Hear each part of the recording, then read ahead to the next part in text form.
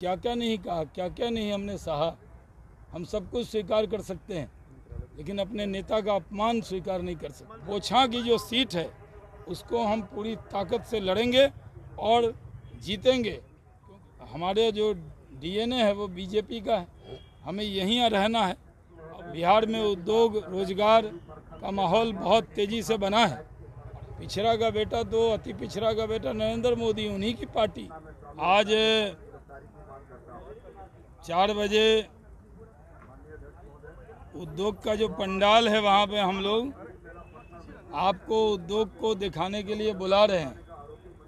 आप जानते हैं कि दिल्ली में पीयूष गोयल जी आए, भूपेंद्र यादव जी आए, आरसीपी सिंह, गिरिराज सिंह जी आए, उसके साथ अश्विनी चौबे जी आए, राजीव प्रताप रूडी साहब आए और केसी त्यागी साहब आए, सारे सांसद आए और दिल्ली में इस बार बहुत धूमधाम से बिहार उत्सव मना और मनोज तिवारी जी ने परफॉर्म किया।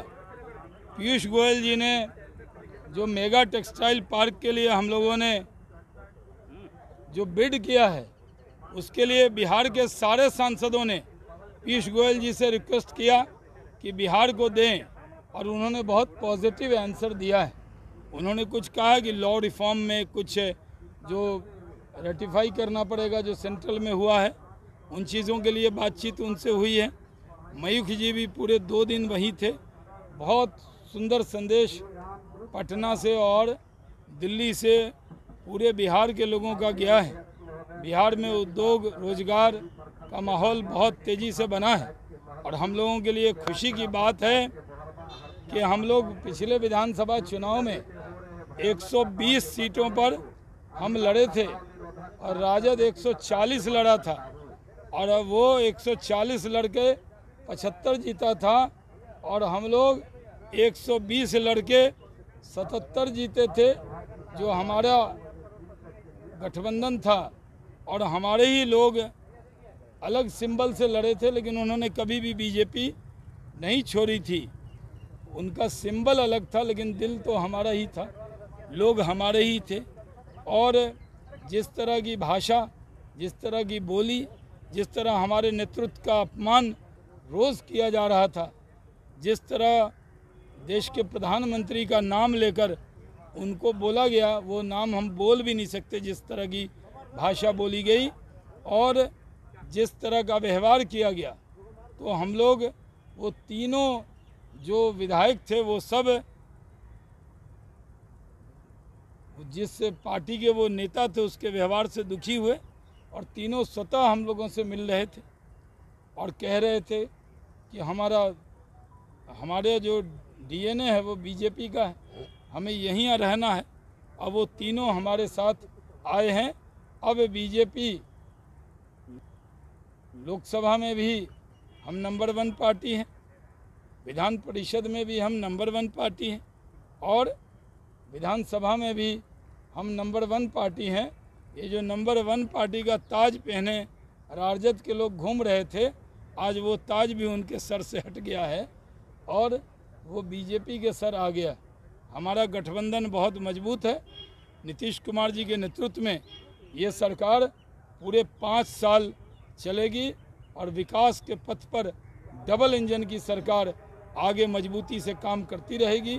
बोछा की जो सीट है उसको हम पूरी ताकत से लड़ेंगे और जीतेंगे, क्योंकि बोछा की जनता को भी मालूम है कि डेवलपमेंट कोई कर सकता है तो वो एनडीए की सरकार कर सकती है, बीजेपी के लोग ही कर सकते हैं। तो उसमें हम सब चुनाव के मैदान में पूरी ताकत से लड़के 77 से 78 हो जाएंगे। आप लोग को बधाई भी दिया है सुबह सुबह। उनसे बात हो रही थी, उनका कहना था कि जब कोई पिछड़ा का बेटा आगे बढ़ेगा, अच्छा काम करेगा, उसे इस तरह की परेशानियों का सामना करना पड़ेगा और ये पहले से ही तय था। बीजेपी ने सिंबल के साथ कैंडिडेट दे दिया, ये तो पहले से ही तय था कि ये होना है।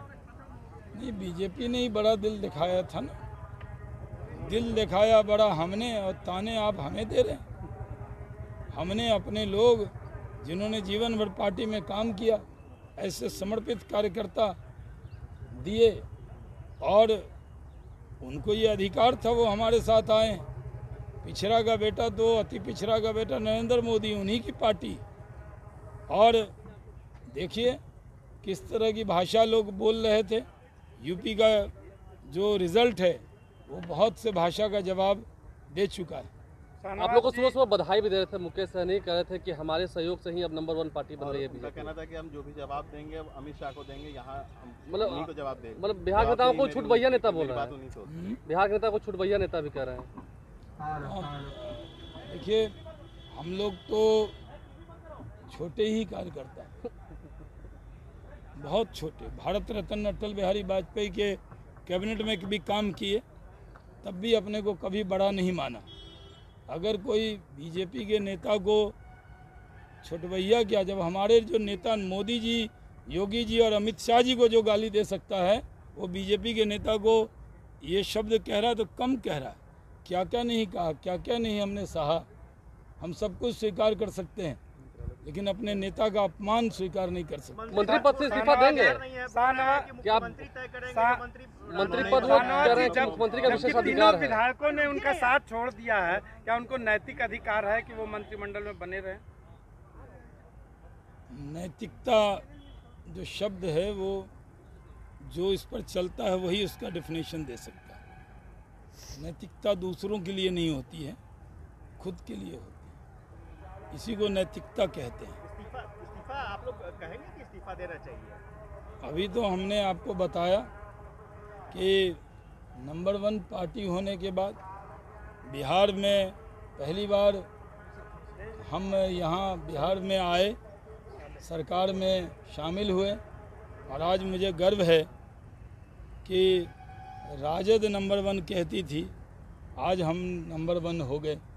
और वो भी स्ट्राइकिंग रेट देखिए, वो 140 में 75 थे, हम 120 में 77 हुए। अच्छा, बिहार दिवस के कार्यक्रम में आप निमंत्रित, 150 बच्चे बीमार हो गए हैं, वहाँ बिहार दिवस में शामिल होने पहुँचे थे।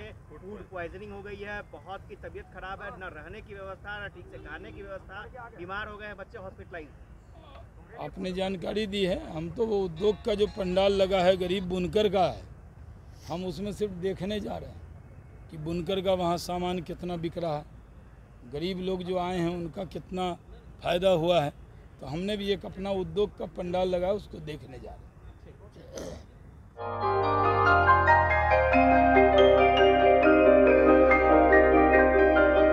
इस कोविड पेंडेमिक में सब ये शहर छोड़कर अपने शहर, अपने घर चले गए। हम लोगों का अपना शहर तो है, लेकिन वहाँ अपना घर नहीं। अगर सिचुएशन और ख़राब होता चला गया तो हम जाएंगे कहाँ? अरे ये प्रॉब्लम तो हर शहर में है, लेकिन हाँ, अपने शहर में भी अपना घर तो होना ही चाहिए। होना चाहिए तो कहाँ है अपना घर? ये है ना, ई होम्स पैनोरमा, पूर्णिया में, अपने शहर में अपना घर। पूर्णिया में पैनोरमा ग्रुप लेकर आए हैं ई होम्स पैनोरमा। बड़ा घर, आलीशान जिंदगी और अत्याधुनिक सुविधाओं के संग। E homes Panorama, luxurious lifestyle redefined.